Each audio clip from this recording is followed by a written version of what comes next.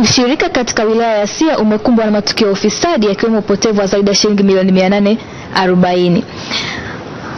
Licha ya uchunguzi mzuri uliofanywa na TAKUKURU. Swali hili litajibiwa na Waziri Mheshimiwa Angelina Kairuki. Mheshimiwa Spika, napenda kuchukua nafasi hii kujibu swali lililoulizwa na Mheshimiwa Dr. Godwin Olois Mollel, mbunge wa jimbo la Siha kama ifuatavyo. Mheshimiwa Spika, kwa mujibu wa kifungu cha 5 kifungu kidogo cha pili cha sheria ya kuzuia na kupambana na rushwa ya mwaka 2007, TAKUKURU imepewa mamlaka kuwa chombo huru cha kuzuia na kupambana na rushwa nchini na inatekeleza majukumu yake muhimu kama ilivyofafanuliwa katika kifungu cha 7 cha sheria hiyo ya kuzuia na kupambana na rushwa. Kutokana na mantiki hiyo ya kisheria, nimtoe wasiwasi Mheshimiwa mbunge kwamba kwa namna yote ile taasisi ya TAKUKURU haiwezi kuingiliwa na mtu yoyote.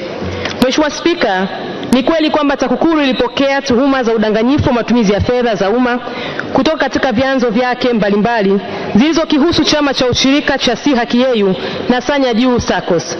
Kutokana na tuhuma hizo, uchunguzi uliofanywa na TAKUKURU ulithibitisha pasipo shaka kwamba viongozi wa chama cha ushirika Siha Kiyeyu bila ridhaa ya wanachama wake waligawa mashamba kwa watu wasio wanachama wapatao 13, shamba lenye ekari 16 ambazo zililimwa kati ya miaka 2 na miaka 5 bila ya kulipiwa gharama yoyote.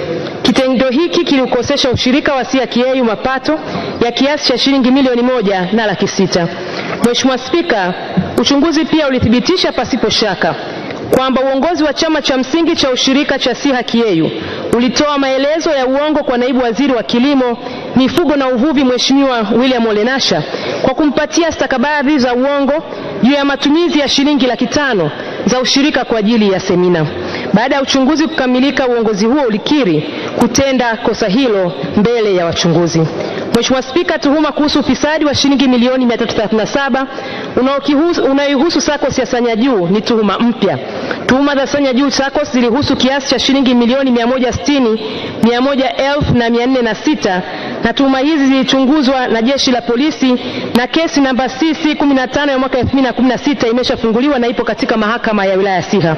Tuhuma za upotevu wa shilingi milioni 840 unaokihusu chama cha ushirika cha Kiyeyu ni malalamiko ya wanachama juu ya tozo wanazolipa mwekezaji katika shamba la maparachichi ambapo anadaiwa kulipa kiasi cha shilingi milioni 60 kwa mwaka. Tuhuma hizi ni mpya na ofisi ya TAKUKURU mkoa wa Kilimanjaro imezipokea kwa ajili ya uchunguzi zaidi, na uchunguzi utakapokamilika taarifa itatolewa. Mheshimiwa Mollel, swali la nyongeza. Mheshimiwa Spika, kwanza nianze kwa kushukuru Wizara ya Kilimo, lakini vile vile kumshukuru Rais. Nimemweleza hili, nimeona cheche kidogo, lakini niseme kwa kuwa tumesha mkamata mkurugenzi aliyekuwa mkurugenzi wa Siha na amewekwa ndani kwa muda kwa ajili ya tuhuma kama hizi za ufisadi, lakini milioni 1,600,000 ambazo zimeshushwa sio za kweli amesharudisha ambaye ni mkuu wa mkoa wa Mara sasa Charles Mlingwa, na risiti tunazo. Tulimtafuta tukamkamate, lakini tukakuta amezungukwa na jeshi la Tanzania.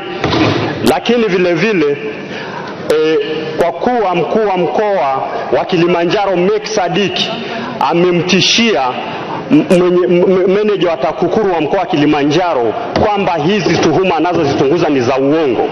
Swali langu la kwanza ni kwamba, je, serikali inatoa commitment gani kuhakikisha watuhumiwa wote wa ufisadi ndani ya ushirika na KNCU mkoa wa Kilimanjaro wamefikishwa mbele ya sheria na kuhakikishia watamlindaji mkuu wa TAKUKURU anayezuiliwa na mkuu wa mkoa wa Kilimanjaro kufanya kazi zake? Swali la pili, je, serikali inatupa commitment gani kwamba Charles Mlingwa ambaye ni mkuu wa mkoa wa Mara, lakini vile vile Mek Sadiki ambaye ni mkuu wa mkoa wa Kilimanjaro, je, bado anastahili kupeperusha bendera ya Tanzania na vile vile kupigiwa saluti na majeshi yetu ya Tanzania kama wakuu wa mikoa na kumwakilisha Rais baada ya vitendo hivi?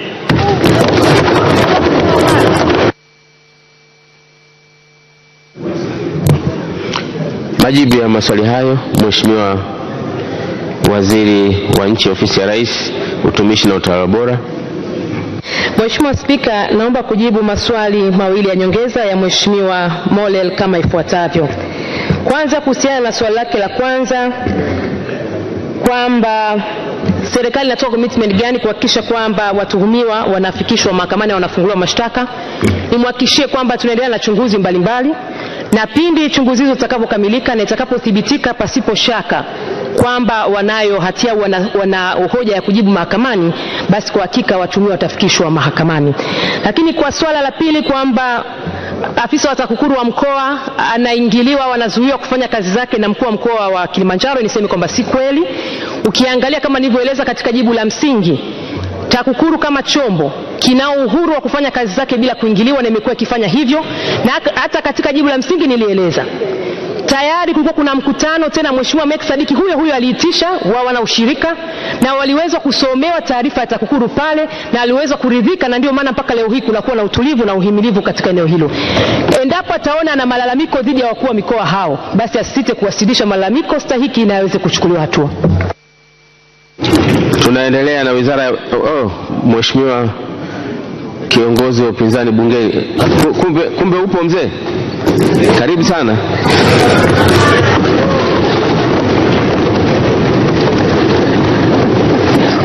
Swali la nyongeza, Mheshimiwa Mbowe. Mheshimiwa Spika, nakushukuru kunipa nafasi ya swali la nyongeza. Kwa kuwa matatizo ya vyama vya msingi vya ushirika katika wilaya ya Siha yanafanana sana na matatizo ya vyama vya msingi vya ushirika katika wilaya Hai, na kwa sababu vyama vya msingi vya ushirika katika mkoa wa Kilimanjaro vimehodhi maeneo makubwa sana ya ardhi ambayo kimsingi kwa mkoa wa Kilimanjaro ndio backbone ya economy ya mkoa ule kwenye upande wa kilimo, na kwa kuwa kumekuwa na shutuma nyingi za muda mrefu ambazo pengine zimelindwa kwa kiwango kikubwa na sheria yenyewe ya ushirika ambayo inatoa limited power kwa mtu mwingine yote kuingilia vitendo na kazi za ushirika, je, serikali haioni sasa, kwa sababu ya matatizo haya ya muda mrefu yaliyokithiri, ni wakati mwafaka wa kureview sheria ya ushirika, na kabla ya kureview sheria ya ushirika kuangalia kwa kina matatizo ya vyama vya msingi vya ushirika katika mkoa wa Kilimanjaro ili kuweza sasa kuweka mapendekezo sahihi ya kurekebisha sheria ile? Majibu ya swali hilo, Mheshimiwa Waziri wa Nchi, Ofisi ya Rais, Utumishi na Utawala Bora.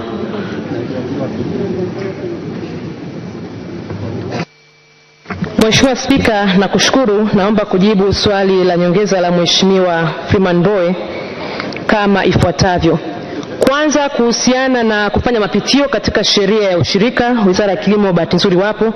Niseme tu kama serikali tumekuwa tukifanya hivyo kwa sheria mbalimbali, si hii tu ya ushirika, na naamini wizara husika itaweza kulichukua na uhakika watakuwa wameshaanza mapitio, kwa sababu ni swala endelevu kila mara kuangalia sheria inakidhi mahitaji ya wakati husika.